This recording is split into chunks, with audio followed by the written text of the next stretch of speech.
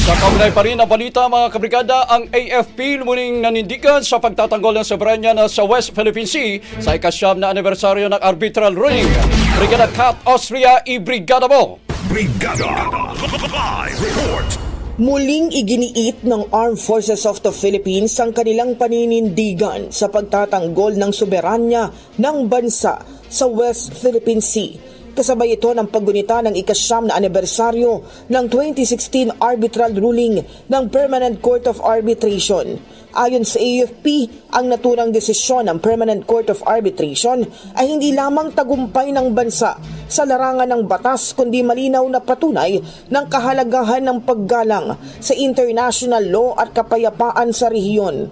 Binigyang diin din ng AFP ang kanilang tuloy-tuloy na maritime at aerial patrols at pagpapalakas ng maritime domain awareness upang mapanatili ang seguridad at maprotektahan ang kabuhayan ng mga mangingisdang Pilipino. Hinimok din ng AFP ang lahat na magkaisa sa pagtatanggol sa ating karapatang pinaghirapan at minana at nararapat lamang na patuloy na pangalagaan para sa susunod na henerasyon.